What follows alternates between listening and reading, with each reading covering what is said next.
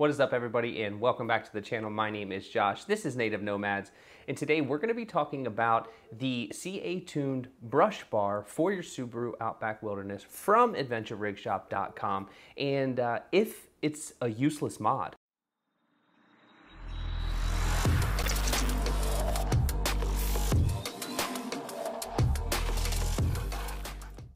So as you can probably tell, the scene is slightly different today. We are at our home in Arizona, and I've been spending time trying to get the studio space set up. And I sat down to make this video, I shut the garage door, got the lights on, and I started talking, and it was a terrible echo. Something I didn't even think about. There's dogs barking over there that I have no control over. This is the first time I've sat down to try to make a video since we moved here. It is presenting some challenges, but that's all part of it. And that's really why I have kind of just spaced out on making videos. If you guys care, which you probably don't. If you don't, just scroll ahead about 30 seconds. But I have been living really close. The mountains are right there, and I have been in them constantly, climbing, mountain biking, hiking, photography, and chasing monsoons. So I have been preoccupied, and that is why I haven't been here. And now that I'm here, I'm doing this kind of last second, and everything is a little bit messed up, but that's okay. So today, we are gonna talk about the CA-tuned brush bar from AdventureRigShop.com that I had just put on the Subaru Outback Wilderness. We're gonna talk through the installation. I also put the Axia alloy light mounts on the front for the Rigid Industries. They're right here. 3-inch, 4-inch round lights. Everything is a very, very, very easy install, but this is one of those products that I have wondered for a long time. Is it useless, or is it something that I want? And I've gone back and forth on it several times. So we're going to talk about that a little bit later in the video. But I want to thank the sponsor of today's video, and that is AdventureRigShop.com. All of the products, every single thing that we talk about here today, you will be able to find a link in the description for these products. They take you to AdventureRigShop.com, and AdventureRigShop.com is really starting to build a complete online platform for everything overlanding. Right now it's Lexus, Sprinter, and Subaru Outback and Subaru Outback Wilderness. Many vehicles are on the way. It's just kind of a slow rollout. So if you're looking for any type of products, overland related, off-road related, I would check there first. It helps us. Use code NOMAD 5% to save yourself a little bit of money when you do finally make that purchase. Okay, so the brush bar from AdventureRigShop.com is made out of 0.305, don't quote me, DOM steel. If you do not know what that means, I suggest you look it up, because it'll save me a lot of words and you probably a lot of time, because sometimes I go off on rants. But it is a super durable, super well-built piece of overlanding or off-road equipment for your rig. Now, I have been skeptical, like I said, about getting this piece. A lot of companies have made them in the past. I've seen them. I've been back and forth about it. But what I chose to do in the past was put a Prinsu roof rack on my Subaru Outback Wilderness, and I put a 40-inch light bar, and it has been really, really great.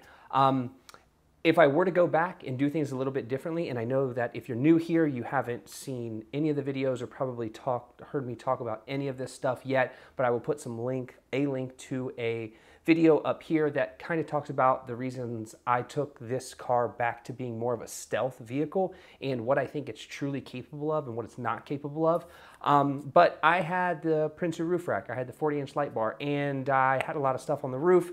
But if I were to be able to do it again, now that I have the brush bar from AdventureRigShop.com installed on the Subaru Outback Wilderness, I would remove the 40-inch light bar. And the reason is I put 2 of these lights on the front of the Outback Wilderness, and it's hopefully going to provide me actually more light, or more light where I need it. The light bar kind of comes down at an angle, and the 2 light pods just go straight out, and they give me a little bit more side to side. That's my hope. I have not tested it yet, but I would probably just do that.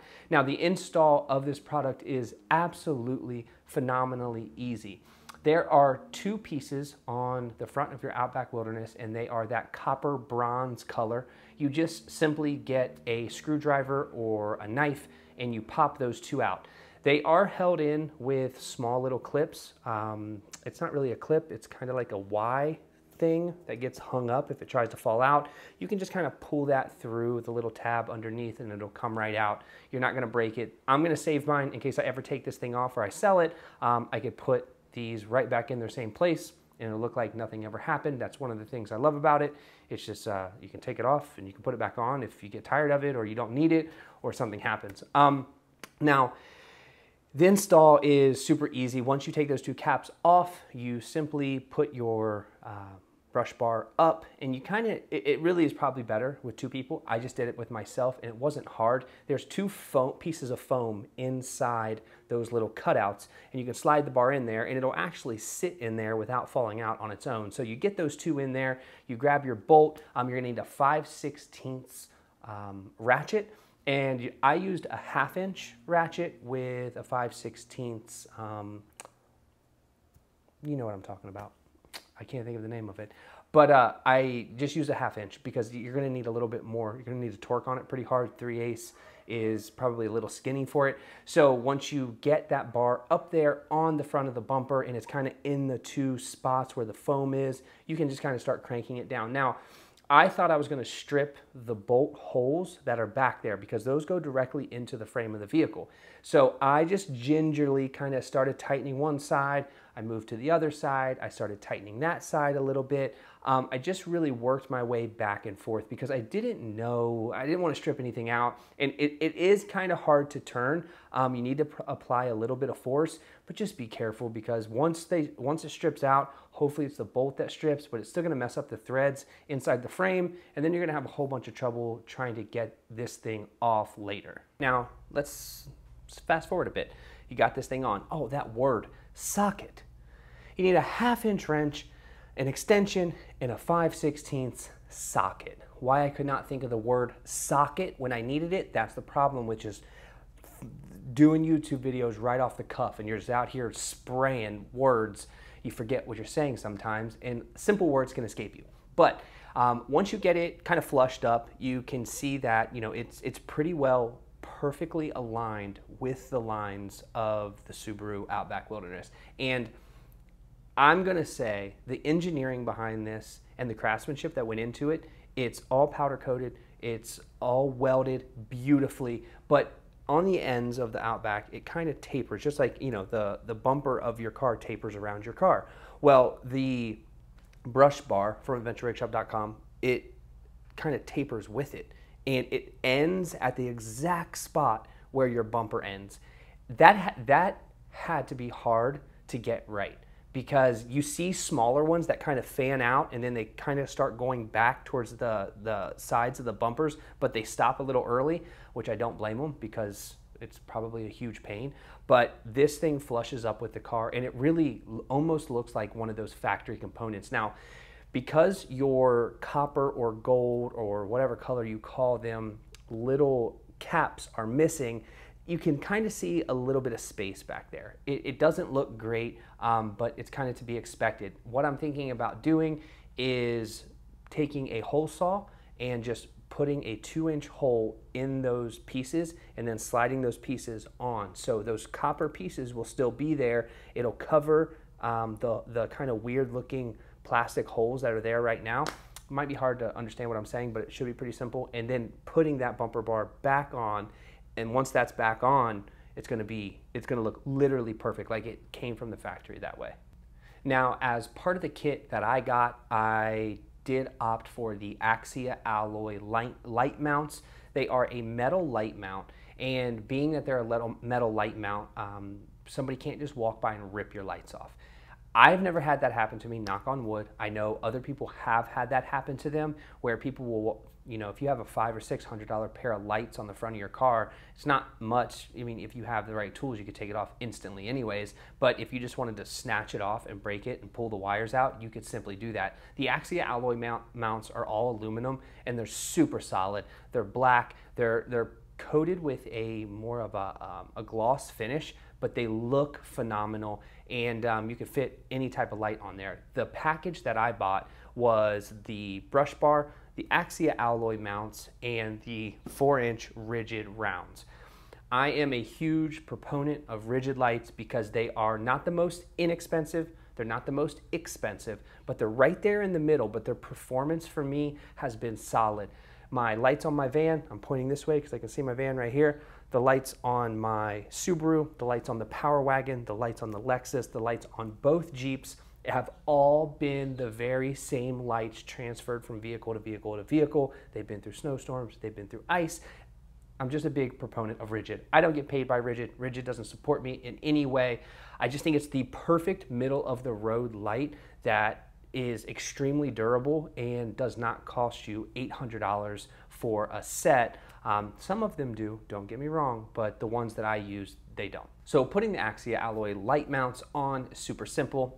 There's like a little U-shaped piece. There's two of those. You slide those over the bar, and then there's the metal piece where the light mounts. You put that in, 2 screws go down either side, you tighten them from the bottom, and it has a little cavity in it, so you don't need to use pliers to tighten it. Once you get it kind of hand tight, it sucks that nut up into the top, and then you can just tighten it down with a 3/16 Allen key, and you tighten them up and kind of measure them and get them centered to where you like them. You could even put them on the outside, which would even further reduce the need to have any type of A-pillar lights if you didn't want to go that route either, which is another reason why I don't think this mod is actually useless.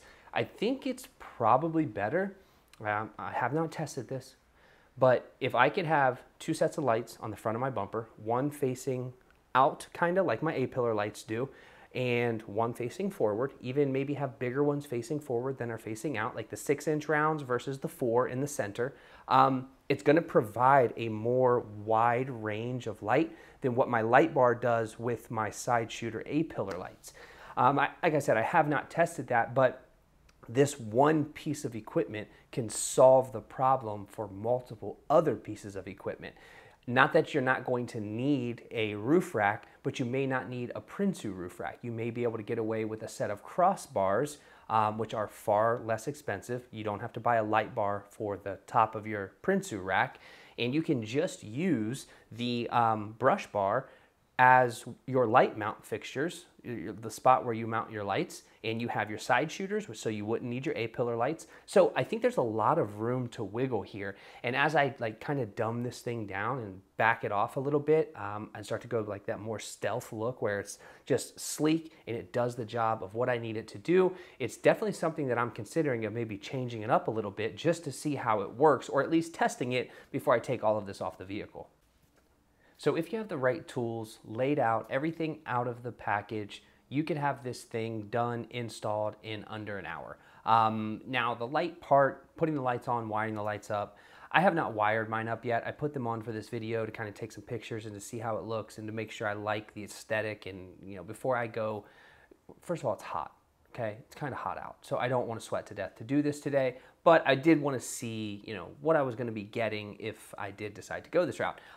So it's probably an hour job, maybe an hour and a half if you have to install lights as well. Now, if you don't know how to do those things, I do have tons of videos here on the channel, and I will put the whole entire playlist at the end of this video so you can just thumb through them. I'm not saying watch them all because not all of them may pertain to you trying to learn something about how to do on your Outback Wilderness, but if you are trying to learn how to do stuff, I have done a ton, and I made a lot of videos about it. Not all of them are as good as I wish they would have been, but that kind of just comes with the territory. It takes a lot of time to make these videos and to do them right. Sometimes I do them right and sometimes I'm lazy, and that's human nature. But I also, this is not my job. So keep that in mind before you harass me in the comments. But other than that, I am super stoked that I put this on. I have a big day coming up, or a big week coming up, of a lot of stuff that I want to get done. I have a lot of van content that I have to shoot this week. More Subaru stuff that I have to shoot because I want to show you guys my single man camp setup that I have in the back of the Outback Wilderness for when I'm out alone. If I'm catching like a sunrise or whatever it is and I want to shoot some sunrise photography, I'm going to be camping out in the middle of nowhere, but I have a very specific setup for that. I think you guys will enjoy that. It'll maybe teach you a little bit about how I do what I do. I might film that video while I'm out. I don't really know. There's a lot of things going on, but the studio is coming along more modifications to the studio are coming soon. I thank you guys for taking the time to watch this video. If you found it helpful, I ask you to please like this video, subscribe to the channel so you can come along for all of our adventures. And thank you for taking the time today to watch this, and I will see you on the next one.